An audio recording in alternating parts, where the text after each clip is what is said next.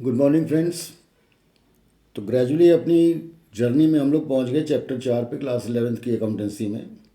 तो चैप्टर 4 बहुत छोटा सा चैप्टर है। इसमें सिर्फ हमें बताए गए हैं कि किस किस बेसिस पे अकाउंटेंसी होती है। तो दो तरीके के बेसिस फॉलो किए जाते हैं, एक है आपका कैश बेसिस, दूसरा है अक्रूवल बेसिस। तो कैश बेसिस तो बहुत ही आसान है। इसमें हम फॉलो करते हैं रिकॉर्डिंग के समय सिर्फ कैश के ट्रांजेक्शन्स, कि जिसमें या तो कैश आए या कैश जाए, एक्चुअल कैश। हम इसमें कुछ भी नहीं देखते कि जो कैश चाहे उधार हो गया चाहे कुछ हो गया, उसको हम बिल्कुल भी टच नहीं करते। वी सिंपली लुक दैट कि कैश आया कि कैश गया। जो कैश आता है उसको हम रेवेन्यू रिसिप्ट्स में जोड़ लेते हैं, और जो जाता है उसको हम पेमेंट में जोड़ देते हैं। अब अल्टीमेटली जाके देखते हैं कि हमारे पास कैश ज़्यादा आया कि कम, एक्सपेंसेस ज़्यादा है कि कम। दोनों का डिफरेंस निकाल करके हम बता देते हैं कि हमारी ये प्रॉफिटेबिलिटी है, जो कि अपने आप में बिल्कुल ही गलत है, क्योंकि इसका बेसिस जो है वो कैश का है। और अक्रूवल की जितनी भी चीज़ें हैं जो आपके मैचिंग कंसेप्ट में हम लोगों ने सीखा था कि जो करंट ईयर की चीज़ है उसका पेमेंट नहीं हुआ, या कोई करंट ईयर की इनकम हमें हो चुकी उसका पेमेंट हमें नहीं मिला, वो सारे के सारे फैक्ट इसमें इग्नोर हो जाते हैं। तो ये कैश बेसिस है, लेकिन ये सिंपल होता है। और इसीलिए चूँकि ये ट्रू वैल्यूज़ प्रोड्यूस नहीं कर सकता, हमारे इनकम टैक्स एक्ट में इसकी कोई रिकॉग्निशन नहीं है। इनकम टैक्स एक्ट इसको नहीं मानता। दूसरा है अक्रूवल बेसिस। ये सिस्टमेटिक बेसिस है। इसमें हम हर चीज़ का ध्यान रखते हैं। जो कैश के ट्रांजेक्शन्स हैं करंट ईयर के, उनको भी कंसीडर करते हैं, और जो अक्रूड इनकम या अक्रूल पेमेंट्स हैं उनको भी कंसीडर करते हैं। दोनों को लेकर के तब हम इसमें फॉर्मेट अपने अकाउंट्स बनाते हैं। तो कैश आया वो भी रिकॉर्ड होगा, और कैश जनरेट हो गया लेकिन मिला नहीं, हमने इनकम जनरेट कर ली लेकिन हमें नहीं मिली, अक्रूड इनकम होगी, उसको भी रिकॉर्ड करते हैं। इसी तरीके से पेमेंट सारे रिकॉर्ड हो जाते हैं, और जो पेमेंट हम नहीं कर पाए लेकिन ड्यू हो गए हैं, अक्रू हो गए हैं, उनको भी रिकॉर्ड करते हैं। तो that gives us A true picture.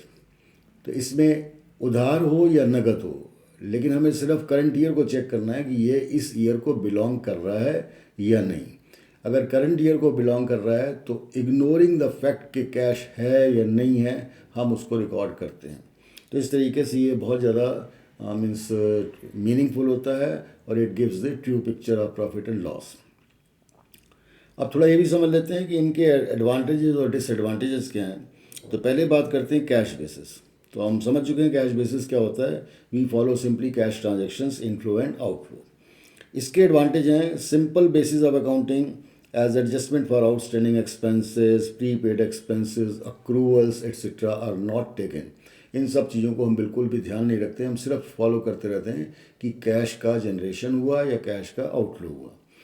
दूसरा इसका फ़ायदा ये है कि बहुत ऑब्जेक्टिव अप्रोच है, और इसमें एस्टीमेट्स और एडजस्टमेंट्स जजमेंट को भी रिक्वायर किया जाता है। तो इसलिए इसमें बहुत ज़्यादा कॉम्प्लेक्सिटी नहीं है कि कोई एडजस्टमेंट हमें करना है आउटस्टैंडिंग का या कोई प्रीपेड का। ये सिंपल फॉर्म है।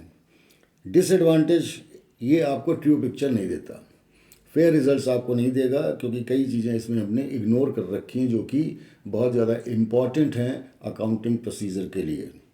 और दूसरा मैचिंग प्रिंसिपल, जैसे मैंने आपको बोला था कि मैचिंग प्रिंसिपल को तो बिल्कुल इग्नोर कर देता है। मैचिंग प्रिंसिपल एक बार हम फिर से आपको याद करा दें।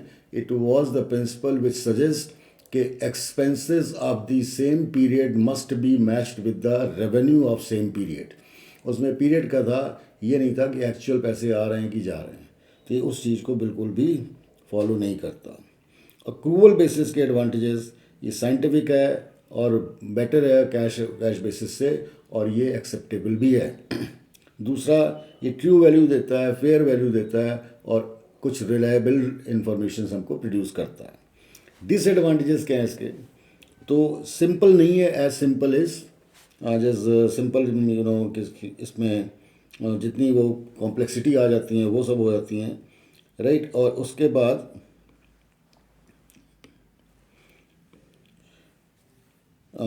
ईज़िली आप इसको नहीं कर सकते, क्योंकि आपको इसमें एडजस्टमेंट करने पड़ेंगे, और ये थोड़ा सा एलाबोरेट अकाउंटिंग सिस्टम होता है, इसको ध्यान से करना पड़ेगा।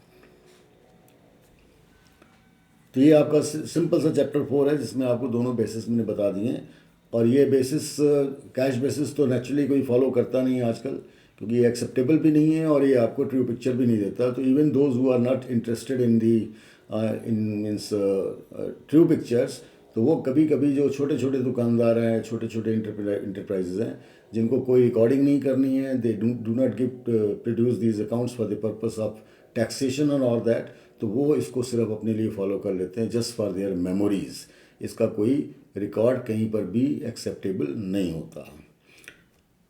ये वीडियो मैं यहीं समाप्त करता हूँ। इसके बाद अगले वीडियो में हम लोग डिस्कस करेंगे चैप्टर 5 के बारे में। धन्यवाद।